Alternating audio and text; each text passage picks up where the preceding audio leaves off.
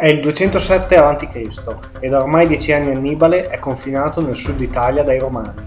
La sua minaccia è sempre presente, ma egli dispone di pochi uomini per sferrare una decisiva offensiva verso Roma. Il fratello di Annibale, Asdrubale, gestiva allora le operazioni in Spagna, quando nel 211 il Senato romano nominò Publio Cornelio Scipione proconsole in Spagna. Il proconsole romano sconfisse Asdrubale a Becula nel 208. Quest'ultimo, in seguito alla sconfitta, decise di mettere in piedi un piano ambizioso: radunare le truppe cartaginesi in Spagna e marciare in Italia per ricongiungersi alle forze del fratello.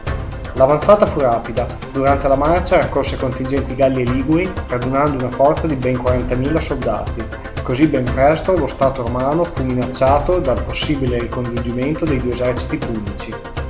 Per fermare Asdrubale il Senato aveva inviato il console Livio Salinatore, mentre il console Claudio Nerone era impegnato a contenere Annibale nel sud Italia, senza però ingaggiare il generale cartaginese in uno scontro campale.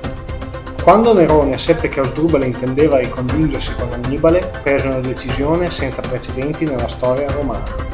Senza chiedere l'autorizzazione del Senato, partì con 7.000 uomini nella notte, dando ordine alle truppe restanti di esercitarsi nei giorni successivi per non fare accorgere Annibale della partenza del console con le truppe. Il piano riuscì e Nerone obbligò i propri uomini ad una marcia forzata di 600 km in 10 giorni, arrivando a ricongiungersi all'esercito del collega poco prima dello scontro decisivo contro Asdrubale. Asdrubale contava circa 30.000 soldati, a cui si aggiungevano i 10 elefanti portati dalla Spagna.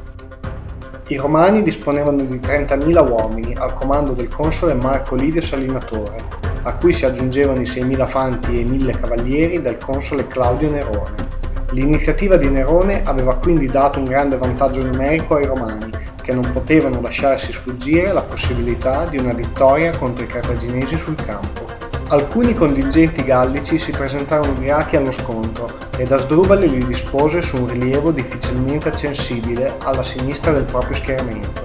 Il resto dell'esercito fu disposto sull'ala destra e gli elefanti furono posti davanti a queste truppe.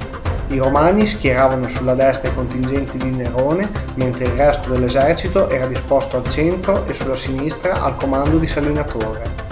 La battaglia fu ingaggiata già a partire dal mattino e vide i cartaginesi prevalere in un attacco frontale al centro e sulla loro ala destra, mentre i romani di Nerone stentavano sul terreno sfavorevole dell'ala destra romana. Fu a questo punto che il console Nerone prese ancora una volta un'iniziativa senza precedenti nella storia militare romana. Egli, considerando l'inconcludenza dell'attacco romano nella propria zona, prese con sé alcune corti dei propri contingenti e li guidò in un attacco a sorpresa sulle retrovie dell'ala destra cartaginese. Questa mossa inaspettata portò allo scompiglio tra le fila cartaginesi e l'esercito punico sbandò dandosi alla fuga e finendo massacrato dai romani. Asdrubale stesso morì sul campo. L'esercito cartaginese fu massacrato, mentre i romani persero all'incirca 2.000 uomini. A seguito della battaglia Annibale perse ogni speranza di poter portare Roma alla resa e pochi anni dopo fu richiamato in patria per difendere Cartagine dall'invasione romana che culminò con la battaglia di Zama.